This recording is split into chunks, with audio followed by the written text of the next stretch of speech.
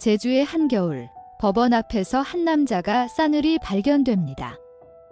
그의 손끝엔 지문이 사라져 있었고 그 흔적이 악몽의 시작이었죠. 천사로 불리던 여인은 신의 이름으로 살인을 감췄습니다. 아침 여러분, 다크한 나이트메어 출발합니다. 작은 댓글, 구독과 좋아요 해주셔서 감사합니다. 제주시 이도동, 한겨울의 법원 앞 새벽 공기는 유난히 차가웠죠. 불빛 하나 없는 주차장 한가운데 오래된 엘란트라 한 대가 묘하게 비스듬히 세워져 있었어요. 엔진은 꺼져 있었고 창문은 서리로 가득 덮여 있었죠. 경찰이 문을 열자 차 안에서는 얼어붙은 남자의 시신이 조수석에 기대듯 앉아 있었어요. 골판지로 덮여 있었지만 냄새와 분위기가 이미 모든 걸 말해주고 있었죠. 시신은 마치 오랜 시간 잠든 사람처럼 조용했지만 손끝 하나가 이상했어요. 오른쪽 엄지, 그 부분만 깨끗이 벗겨져 있었죠. 형사박은 눈을 좁혔어요. 이건 자살이 아니야 라고 속삭였죠. 그가 지적한 부분은 단 하나, 바로 벗겨진 표피였어요. 손톱 자국도 외상도 없었지만 그 자리는 너무 정교했죠. 피의 흔적이 마르지 않은 채 누군가 날카로운 도구로 껍질을 벗겨간 흔적. 그건 인간이 아니라 탐욕이 남긴 상처였죠. 형사들은 곧장 면식범 가능성을 떠올렸어요. 지문을 훔쳐야 할 이유는 단 하나뿐이었죠. 신분을, 그리고 돈을 바꾸기 위해서요. 며칠 뒤 피해자의 신원은 확인됐어요. 이름은 민호, 52세. 제주시 구좌읍의 독신 남성이었죠. 가족은 없었지만 누이가 실종 신고를 먼저 했어요. 26일부터 연락이 안 돼요 라고 말했죠.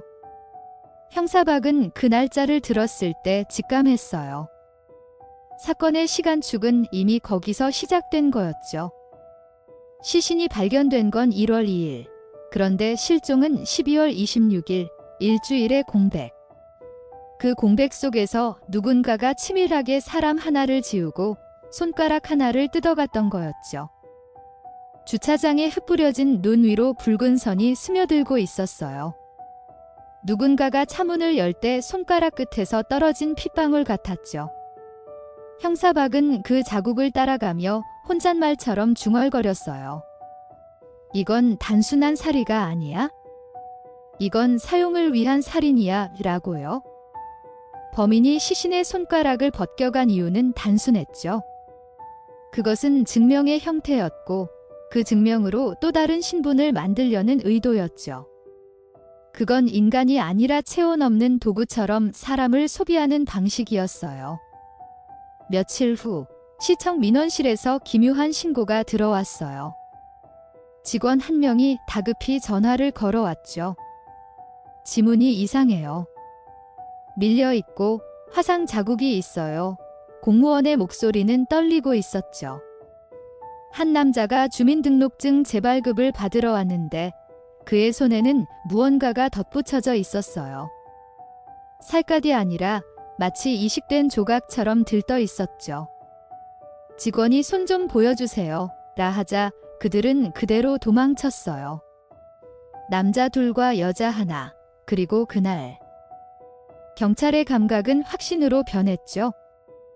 세 사람의 흔적은 곧 드러났어요. 형사박은 CCTV 속에서 그들을 찾아냈죠. 여자는 서연, 남자는 도현, 그리고 어린 소년 진우였어요. 세 사람은 마치 한 가족처럼 움직였죠. 하지만 화면 속 그들의 걸음에는 이상한 규칙이 있었어요.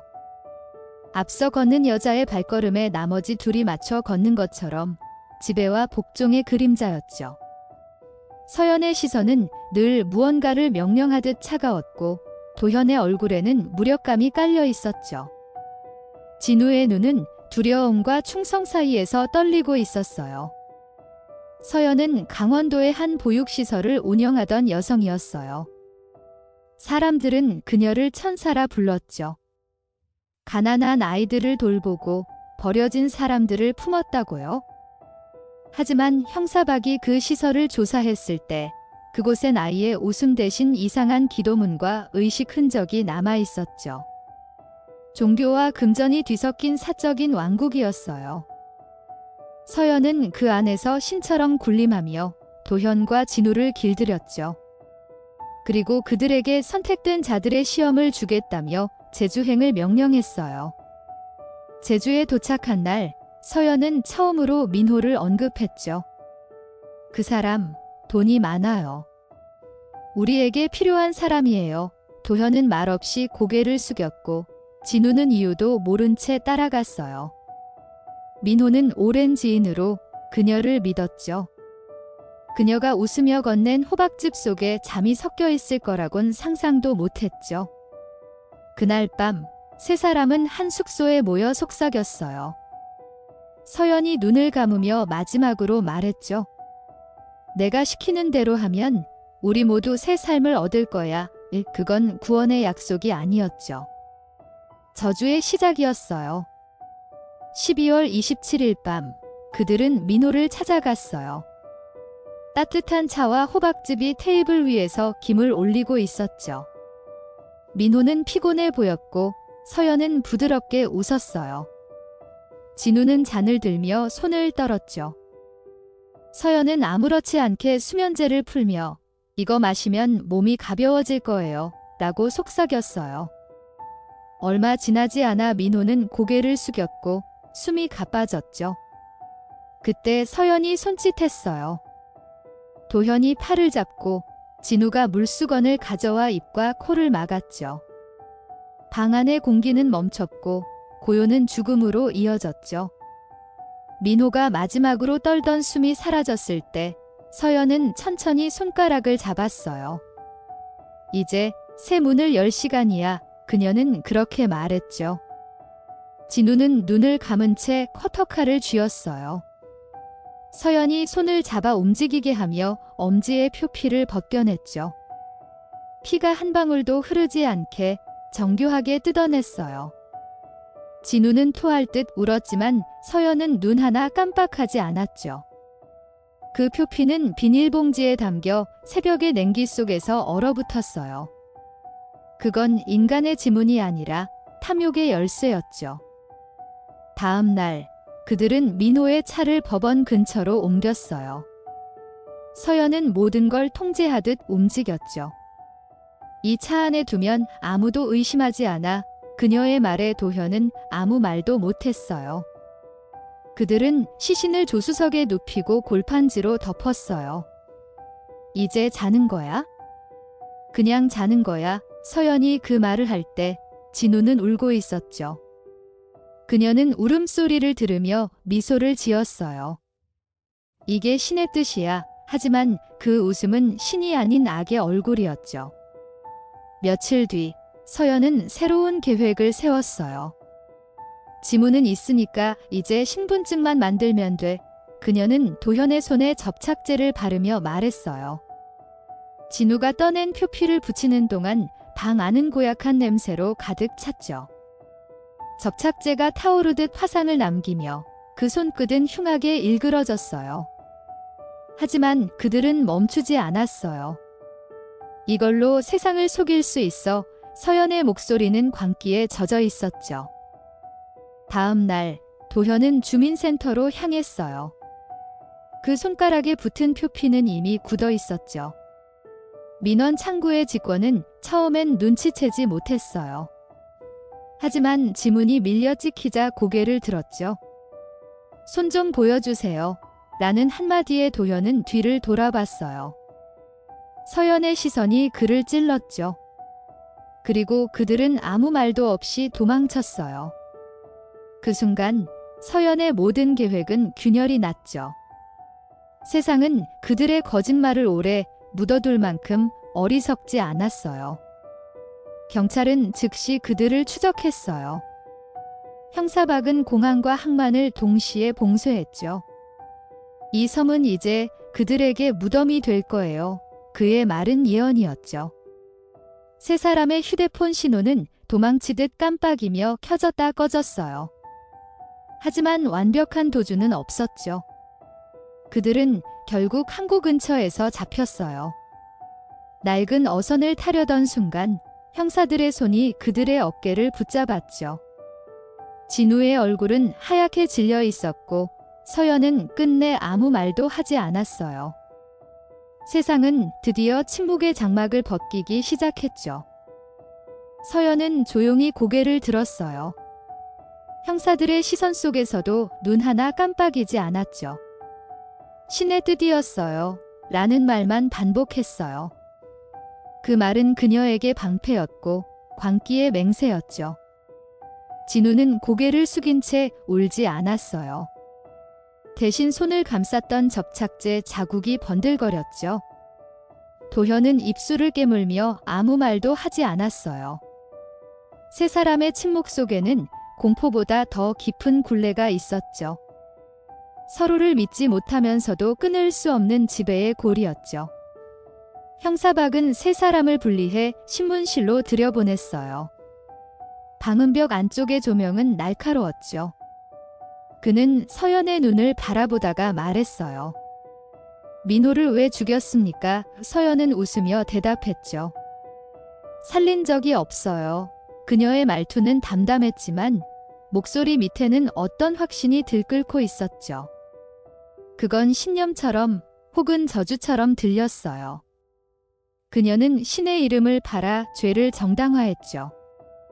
그런 자들은 언제나 확신 속에서 인간을 부정했죠. 도현은 진우와 같은 방에 있지 않았어요. 그는 종이에 손을 올리며 떨었죠. 내가 한 게 아니에요. 다 그녀가 시켰어요. 그의 입에서 튀어나온 말은 무겁게 떨어졌죠. 그동안 입 밖에 내지 못했던 죄의 고백이었죠. 그러나 그 고백마저 서연의 그림자를 벗어나지 못했어요. 그는 여전히 그녀를 그분이라 불렀죠. 인간보다 위에 있는 존재처럼요. 그건 믿음이 아니라 세뇌였죠. 진우는 미성년자였어요. 방 안의 공기가 가장 무거웠죠. 형사박은 그에게 물었어요. 누가 먼저 시켰니? 잠시 침묵하던 진우가 중얼거렸어요. 엄마가 하라고 했어요. 그는 고개를 들지 못했죠. 그의 목소리는 마치 오래된 기계처럼 갈라졌죠. 난 그냥 시키는 대로 했어요. 자면 숨이 멎을 줄 몰랐어요. 형사박은 그 말에 펜을 멈췄죠. 그리고 조용히 속삭였어요. 하지만 너는 칼을 쥐었잖아. 그 말은 진우의 귓가에서 오래 맴돌았죠. 수사는 빠르게 진행됐어요. 세 사람의 진술은 서로 다르게 갈라졌죠. 서연은 정적 계시라 말했고 도현은 강요된 공포라 했으며 진우는 모른다고 반복했어요. 하지만 세 사람의 발자국은 같은 길 위에 찍혀 있었죠.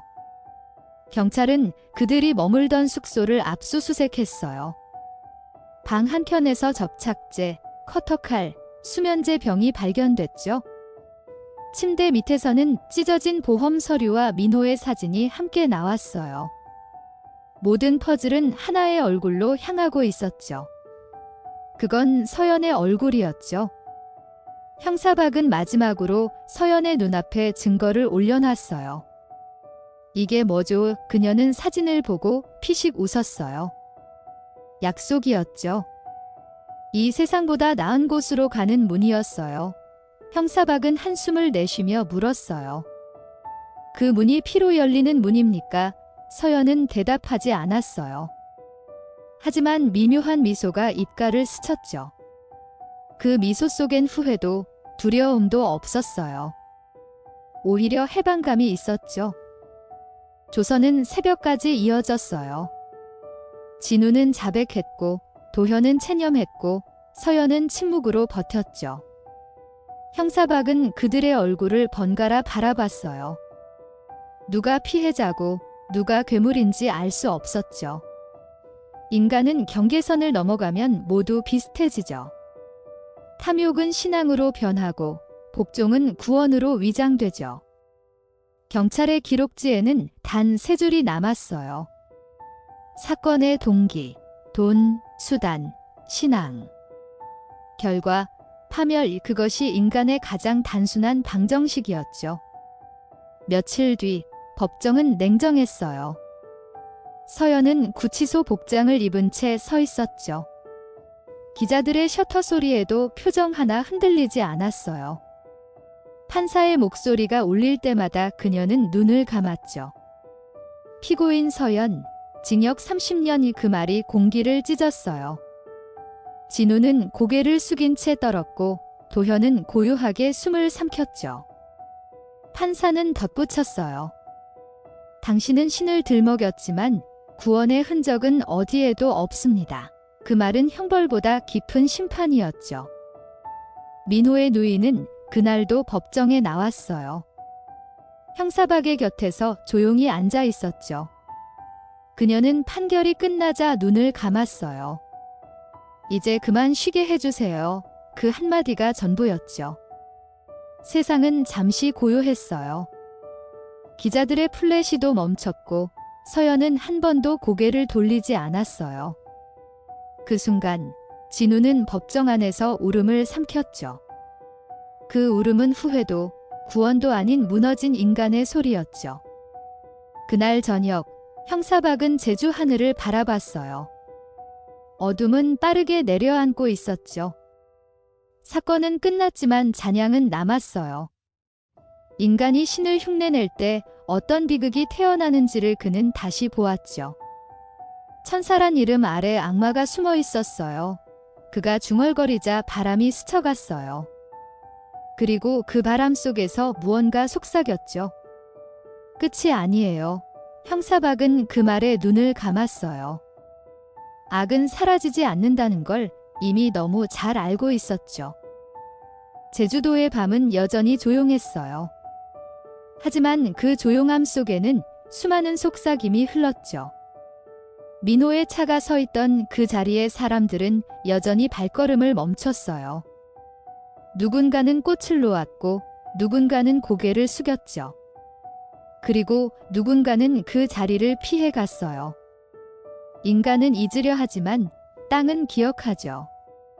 피로 덮인 비밀은 시간에 묻혀도 완전히 사라지지 않아요.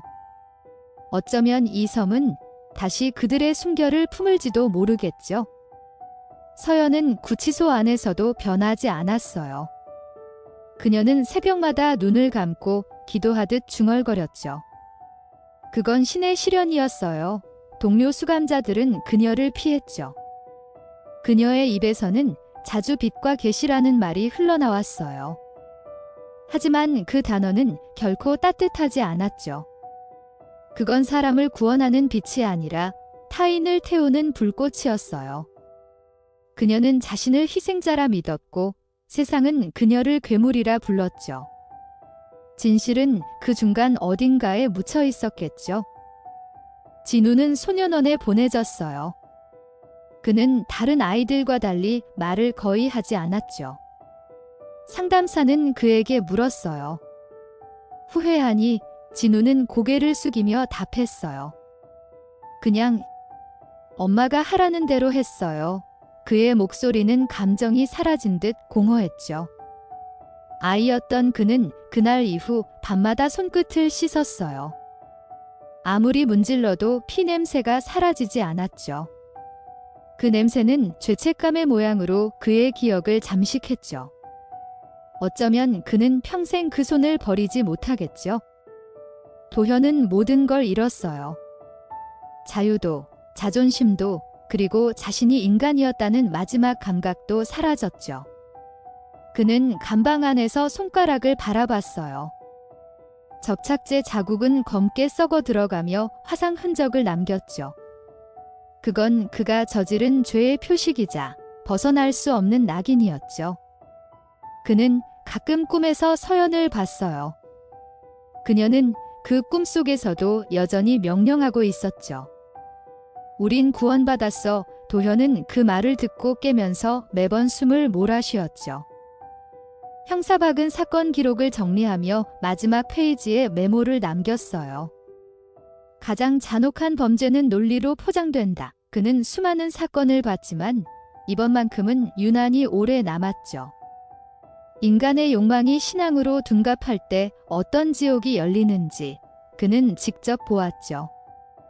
서연은 돈을 원했지만 그 돈보다 더 깊은 굴을 파버렸어요. 형사박은 서류를 덮으며 조용히 중얼거렸어요. 신이 아닌 인간의 이름으로 심판이 내려졌죠. 제주의 겨울은 여전히 차가웠어요. 사건 이후에도 법원 앞 주차장은 그대로였죠. 차가 있었던 자리에 누군가 작은 비석을 세웠어요. 잊지 않겠습니다. 그 문장은 짧았지만 무겁게 가라앉아 있었죠. 바람은 그 위를 스쳐가며 종이 조각을 흩날렸어요. 그 종이에는 천사라는 단어가 적혀 있었죠. 그 단어는 아이러니처럼 마지막까지 서연을 비우는 이름이었죠. 사람들은 그 길을 지날 때마다 잠시 발걸음을 늦췄죠. 민호의 집은 그 이후로 문이 닫힌 채로 남았어요. 창문에는 먼지가 쌓였고 안에는 미처 치우지 못한 물건들이 그대로였죠. 식탁 위에는 반쯤 마른 커피잔이 놓여 있었어요. 시간은 멈췄고 기억은 썩지 않은 채 고여 있었죠. 그곳을 찾은 형사박은 잠시 서 있었어요. 공기 속에는 여전히 사람의 온기가 남아 있었죠. 그는 손끝으로 문을 쓸며 속삭였어요. 이제 쉬세요, 민호 씨. 하지만 그 말은 공허한 메아리처럼 사라졌죠. 언론은 이 사건을 제주 천사의 탈을 쓴 살인극이라 불렀어요. 제목은 자극적이었고 시청률은 높았죠. 사람들은 분노했지만 며칠 뒤엔 다른 뉴스로 바뀌었어요. 세상은 그렇게 쉽게 잊었죠. 하지만 경찰 내부에서는 이 사건이 교본처럼 남았어요. 탐욕이 어떻게 신앙으로 위장되는지, 그 위장이 얼마나 교묘한지 기록했죠. 형사박은 회의실에서 후배들에게 말했어요. 진짜 악은 웃어요. 그리고 언제나 이유를 갖고 있죠. 시간이 흘러 진우는 성인이 되었어요. 그는 이름을 바꾸고 조용히 살아갔죠. 하지만 새벽이 되면 꿈에서 여전히 손을 씻었어요. 물은 차가웠고 그 차가움이 오히려 안도감을 줬죠. 그는 거울을 보며 혼잣말했어요. 그날 이후 난 사람이 아니에요. 세상은 그를 잊었지만 그는 자신을 용서하지 못했죠. 용서는 누가 주는 게 아니라 견뎌야 하는 고통이었죠. 그의 삶은 살아있는 형벌처럼 이어지고 있었죠. 도현은 출소 후에도 세상과 어울리지 못했어요. 일자리를 구해도 오래 버티지 못했죠. 사람들의 시선 속에서 그는 늘 불안했어요. 어느 날 그는 신문을 펼쳐 들었어요. 구석에는 작은 기사 하나가 실려 있었죠. 서연, 구치소 내에서 뇌졸중으로 사망. 도현은 신문을 접으며 웃었어요. 하지만 그 웃음은 울음과 닮아 있었죠. 그는 창문을 열고 하늘을 봤어요. 이제 정말 끝난 걸까? 하지만 그 질문은 바람 속으로 흩어졌죠. 형사박은 은퇴를 앞두고 마지막으로 사건 기록을 읽었어요. 세월이 흘렀지만 그 페이지는 여전히 차가웠죠. 그는 새로 들어온 후배에게 말했다죠. 사람이 사람을 믿는다는 게 얼마나 위험한지 알아요. 그 말에는 피로와 슬픔이 섞여 있었어요. 후배는 묻지 않았죠. 기록 속 이름들은 이미 잊혀졌지만 사건의 냄새만큼은 아직도 사무실 어딘가에 남아 있었어요. 그것이 진짜 끝인지 아무도 단정할 수 없었죠. 서연의 장례는 조용히 치러졌어요. 참석자는 3명뿐이었죠. 교도소 관계자와 형사박, 그리고 먼 친척 한 사람뿐이었어요. 그녀의 관은 싸늘했지만 공기 속엔 여전히 무언가 살아 움직이는 듯했죠. 형사박은 무덤가에 서서 담배를 꺼냈어요. 당신은 끝까지 신을 믿었겠죠. 그 말은 비웃음도 연민도 아니었어요. 인간이 저지른 일을 신의 이름으로 덮으려 한 여인의 잔향, 그것만이 남아 있었죠. 그날 밤 형사박은 오랜만에 악몽을 꿨어요. 어둡고 좁은 방 안에서 누군가가 속삭였죠. 아직 여기에 있어요. 그 목소리는 서연의 것이었죠. 그는 식은땀을 흘리며 눈을 떴어요. 하지만 그 손끝에는 아직도 그날의 피냄새가 남아 있었죠. 인간이 만든 악은 죽지 않아요. 형태를 바꿔 다른 사람의 마음속에 자리를 잡죠. 그래서 그는 잠을 자지 않았어요. 기억은 사라지지 않고 경고로 남는 법이었죠. 진우는 서연의 사망 소식을 신문으로 접했어요. 그는 잠시 멈춰 서서 손을 움켜쥐었죠. 오래된 흉터가 다시 뜨겁게 타올랐어요. 그는 눈을 감고 속삭였어요. 이제 끝났어요. 하지만 끝은 오지 않았죠. 머릿속에 울리는 서연의 목소리가 다시 그를 붙잡았죠. 우린 하나야. 그는 귀를 막았지만 소리는 끊기지 않았어요. 그 소리는 피처럼 들러붙어 있었죠. 진우는 그날 이후 다시 잠을 이루지 못했어요. 죄는 기억보다 오래 살아남았죠. 민호의 누이는 가끔 바다를 보러 갔어요. 형사박이 알려준 자리에 꽃을 놓으며 말했죠. 이젠 편히 쉬어요. 바람은 세차게 불었고 하늘은 먹구름으로 뒤덮였어요. 그녀는 잠시 눈을 감았어요. 그리고 조용히 속삭였죠. 그들도 언젠가는 용서를 받을까요? 하지만 바다는 아무 대답도 하지 않았어요. 대신 파도만 밀려와 발끝을 적셨죠. 그건 용서가 아니라 망각의 손길 같았죠.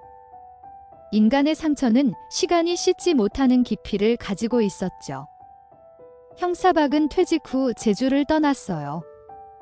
그는 도시의 소음 속에서도 여전히 그 사건을 떠올렸죠. 거리의 불빛이 깜빡일 때마다 민호의 차 안 불빛이 겹쳐졌어요. 어쩌면 그날의 추위는 아직도 그의 몸에 남아 있었겠죠. 그는 한 번도 그 사건을 잊지 않았어요. 허술했지만 잔혹했다. 그의 입에서 그 말이 흘러나왔죠. 악은 치밀하지 않아도 충분히 파괴적일 수 있다는 걸 그가 누구보다 잘 알고 있었죠. 시간은 흘렀지만 기록은 남았어요. 경찰청의 한켠 오래된 파일철에는 아직도 제주 엽기 살인이라는 제목이 있었죠. 후배 형사들이 그 기록을 열 때마다 페이지 사이에선 묘한 냄새가 났어요. 오래된 종이 냄새와 피의 잔향이 뒤섞인 듯한 냄새였죠. 누군가는 그걸 미신이라 했지만 형사박은 알았어요. 그건 단순한 냄새가 아니었죠. 인간이 만든 어둠은 종이 위에도 스며드는 법이었죠. 세월이 더 지나고 사건은 다큐멘터리로 재조명됐어요. 화면 속 서연은 여전히 차가운 미소를 짓고 있었죠. 내레이션은 이렇게 말했어요. 이 사건은 탐욕이 어떻게 신앙으로 둔갑하는지를 보여줍니다. 시청자들은 분노했고 댓글은 넘쳐났어요. 하지만 그 분노는 오래가지 않았죠. 인간은 쉽게 잊고 또다시 같은 어둠을 만들어내죠. 다큐멘터리의 마지막 문장은 오랫동안 잔상을 남겼어요. 악은 사라지지 않습니다. 다만 형태만 바뀌죠. 밤이 깊었어요. 제주의 골목 어딘가에서 불빛 하나가 깜빡였죠. 누군가 기도하듯 두 손을 모은 채 속삭였어요. 신의 뜻대로. 그리고 그 손끝엔 작은 상처가 있었죠. 오래전 벗겨진 표피처럼 아직도 붉게 살아 있었어요. 세상은 변했지만 인간의 본성은 변하지 않았죠. 탐욕과 믿음, 구원과 파멸은 늘 같은 자리에 있었어요. 형사박의 마지막 기록엔 이렇게 적혀 있었죠. 모든 악은 사람의 얼굴을 하고 있었죠. 이번 다크한 나이트메어는 여기까지입니다. 끝까지 청취해 주셔서 감사합니다. 작은 댓글, 구독과 좋아요 좋아요로 힘을 보태주시면 큰 응원이 될 거예요.